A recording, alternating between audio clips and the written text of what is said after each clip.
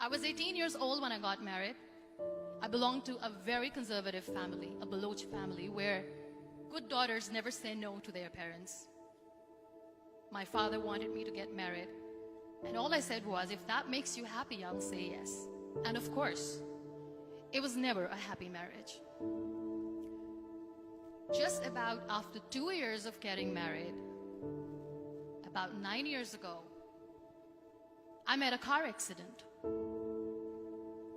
Somehow my husband fell asleep and the car fell in the ditch. He managed to jump out, saved himself. I'm happy for him. But I stayed inside the car and I sustained a lot of injuries. The list is a bit long. Radius ulna of my right arm were fractured. The wrist was fractured. Shoulder bone and collarbone were fractured. My whole rib cage got fractured. But that injury that changed me and my life completely was the spine injury. Many people came to rescue. They gave me CPR. They dragged me out of the car. And while they were dragging me out, I got the complete transection of my spinal cord. Those 2.5 months in the hospital were dreadful. I was at the verge of despair. One day, doctor came to me and he said, well, I heard that you wanted to be an artist, but you ended up being a housewife. I have a bad news for you. You won't be able to paint again. Next day, doctor came to me and said, your spine injury is so bad, you won't be able to walk again. I took a deep breath and I said, it's all right. Next day, doctor came to me and said, because of your spine injury and the fixation that you have in your back, you won't be able to give birth to a child again.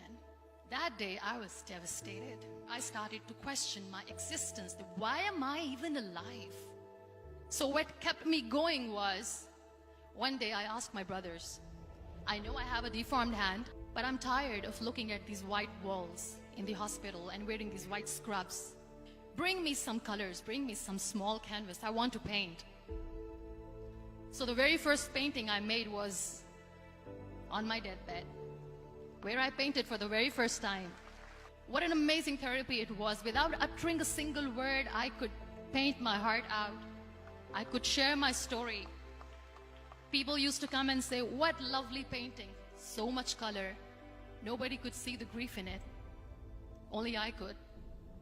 And that day I decided that I'm going to live life for myself.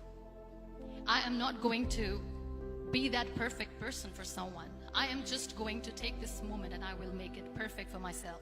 That I'm going to fight my fears. So I wrote down one by one all those fears. And I decided that I'm going to overcome these fears one at a time. You know what was my biggest fear? Divorce.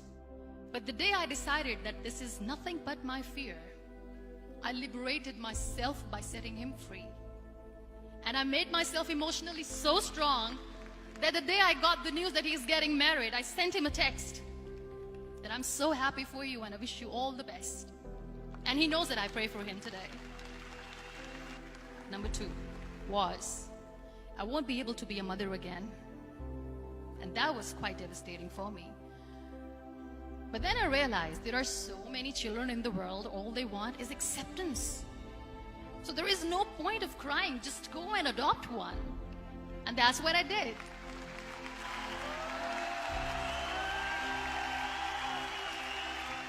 I gave my name in different organizations, different orphanages, and I waited patiently. 2 years later, I got this call from a very small city in Pakistan. I got a call and they said, are you Muniba Mazari? There is a baby boy and would you like to adopt? I could literally feel the labor pain. I said, yes, I am going to adopt him. I am coming to take him home. And that day, I was 2 days old, and today he's 6. You know, when you end up being on the wheelchair, what's the most painful thing? People think that they will not be accepted by the people because we, in the world of perfect people, are imperfects. So I decided to appear more in public. I started to paint. I have done a lot of modeling campaigns. I decided that I'm going to join the national TV of Pakistan as an anchor person.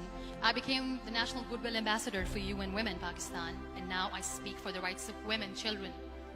I was featured in BBC 100 Women for 2015. I'm one of the Forbes 30 under 30 for 2016. So when you accept yourself the way you are, the world recognizes you. It all starts from within. We have this amazing fantasy about life. This is how things should work. This is my plan. It should go as per my plan. If that doesn't happen, we give up. I never wanted to be on the wheelchair. Never thought of being on the wheelchair. This life is a test and a trial, and tests are never supposed to be easy. So when you are expecting ease from life, and life gives you lemons, then you make the lemonade, and then do not blame life for that. It is okay to be scared. It is okay to cry. Everything is okay, but giving up should not be an option. They always say that failure is not an option. Failure should be an option, because when you fail, you get up, and then you fail, and then you get up, and that keeps you going. Embrace each and every breath that you are taking. Celebrate your life. Live it. Don't die before your death. Real happiness lies in gratitude. So be grateful, be alive, and live every moment.